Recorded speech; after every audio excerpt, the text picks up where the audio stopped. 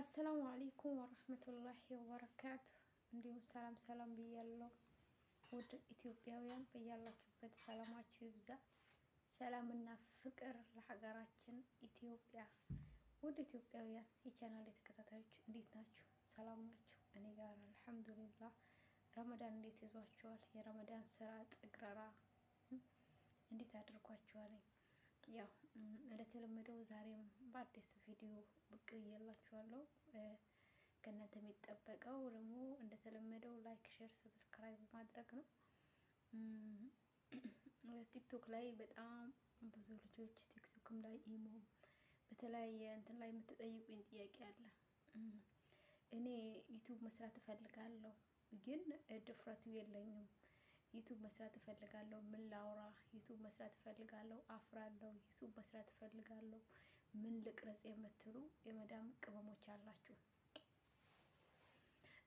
በመጀመሪያ እንደተለመደው ነው የምላችሁ፣ በእጃችሁ ያለውን ስልክ ተጠቀሙትኝ። በተለይ አረብ ሀገር ያላችሁ እህቶቼ ዛሬ ይህንን ስልካችሁን ተጠቅማችሁ አይምሯችሁን፣ ምላሳችሁን፣ እጃችሁን ተጠቅማችሁ የራሳችሁን ገቢ የማታስገቡ ከሆነ ሁል ጊዜ መዳም ቤት ብቻ ሲጠሯችሁ አቤት ሲልኳችሁ ወዴት? ከመኝታ ቤት ወደ ኩሽና፣ ከኩሽና ወደ መኝታ ቤት ከሆነ ይሄ ለእናንተ ጥሩ አይደለም። በእጃችሁ ያለውን ስልክ ተጠቀሙት። እውነቴን ነው የምላችሁ። ስልክ አጠቃቀም የጠፋው እኛ ኢትዮጵያውያን ላይ እንጂ ሌላ ዜጋዎች በደንብ አድርገው እየሰሩበት ነው፣ ይጠቀሙባታል። ኦኬ። ዋናው እንትን ምንድን ነው? አንዲት ሴት ትላንት ላይፍ ላይ ገብታ ምን ላውራ ዩቱብ መስራት እፈልጋለሁ ምን ላውራ አለችኝ። ኦኬ። በነገራችን ላይ ዩቱብ መስራት የፈለገ ሰው ስራው አጠገቡ ላይ አለ። ስለምን እንደምታወሩ፣ ምን ለሰው ያስተምራል፣ ምን ለሰው ይጠቅማል ብላችሁ እንደምትለቁት እስቲ እኔ ድረስ ልስጥ እንዴ? ምን እንደምትለቁ ምን መሰላችሁ? የመዳም ቅመሞች ከማንም ከምንም በላይ የሆነ እውቀት አላችሁ። እሱ ምንድነው? ስደት ያስተማራችሁ እውቀት፣ ስደት ያስተማራችሁ ትዕግስት፣ ስደት ያስተማራችሁ ሞያ፣ ስደት ያስተማራችሁ ብዙ ነገር አለ። ያንን ነገር አውጥታችሁ በዛ ነገር እንዴት ነው ቆይ መስራት አትችሉም እንዴ? ምግብ የምትሰሪ መዳም ቅመም ለምሳሌ ምግብ የምትሰሪ ያው አንዳንዶች ሊቀረጽ ይከለክላሉ።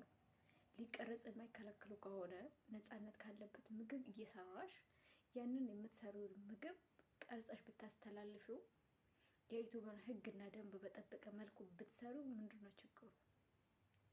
አንቺን ስደት ላይ ምን እንዳጋጠመሽ፣ ስደት ለአንቺ ምን አይነት ቻሌንጅ ነበረ፣ ምን አየሽበት፣ ምን አስተማረሽ፣ ምን እንትናሽ፣ ይህን ነገር ብትነገሩ ችግሩ ምንድን ነው? በነገራችን ላይ እያንዳንዳችን ውስጣችን ላይ የተደበቀ እውቀት አለ። እኔ እያልኩኝ ያለሁት ውስጣችሁ ላይ የተደበቀውን እውነት፣ የተደበቀውን እውቀት፣ የተደበቀውን ድፍረት፣ የተደበቀውን ማንነት አውጡት ነው። ይሄንን ስራችሁ በስህተት በመጥፎ በሚጎዳ በሚያጠፋ ሀገር ወገን ህዝብ የሚጠቅምን ነገር ማስተላለፍ አይደለም። ተረዳችሁ? ስለዚህ ወላሂ ምግብ እየሰራሽ የመዳም ቅመም እንደዚህ እዚህ ምግብ ላይ ይሄንን ጨምሮ ይሄንን እንደዚህ አድርጎ እያልሽ መስራት ትችላለሽ። ቤት እያጸዳሽ እንኳን በጣም ብዙ የመዳም ቅመሞች ከኢትዮጵያ ወደ አረብ ሀገር ይመጣሉ፣ ይጎርፋሉ። ምንም ግን አያውቁ፣ አሊፍ ቢባል ባን የማያውቁ ናምና ላን የማያውቁ ብዙ እህቶቻችን ይመጣሉ።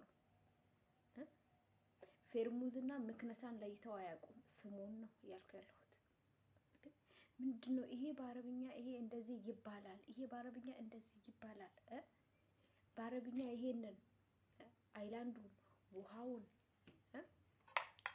በአረብኛ ይሄ ምንድነው ማንኪያ በአማርኛ፣ በአረብኛ ምንድን ነው እንደዚህ ይባላል ብላችሁ በድፍረት ወታችሁ እንደዚህ ብታስተላልፉ ብታስተምሩ ይጠቅማችኋል እንጂ አይጎዳችሁ። ተረዳችሁ? ይጠቅማል ወላሂ። ይህንን ስደት ይህንን ስርክ ዋጋውን አላወቃችሁትም። ለምን እንደሆነ ታውቃላችሁ? ኢትዮጵያ ሄዳችሁ ዩቱብ ብትከፍቱ የኢትዮጵያ መላው ህዝብ ከጫፍ እስከ ጫፍ ያለው ህዝብ ተነስቶ እናንተ ሰብስክራይብ ቢያደርጋችሁ አረብ ሀገር ላይ ሆናችሁ ከፍታችሁት ደግሞ የምታገኙትን ውጤት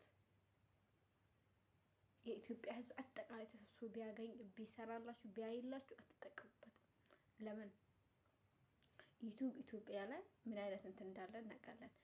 ለዚህም ነው እያልኳችሁ ያለሁት የዚህ አረብ ሀገር ሆናችሁ እርስ በርሳችሁ ተደጋግፋችሁ እርስ በርሳችሁ ሼር ሰብስክራይብ እየተደራረጋችሁ ራሳችሁን ብታሳድጉ ኦኬ። የበለጠ ደግሞ እናንተ ድጋፍ እንደሚያስፈልጋችሁ ተሰሚነት ተደማጭነት ባላቸው ሰዎች ዘንድ ራሱ ትኩረት ለመዳም ቅመሞች እንዲሰራ ራሱ መስራት ትችላላችሁ። ግን ይህንን አንደበታችሁን አውጡት፣ ክፈቱት፣ አውሩበት።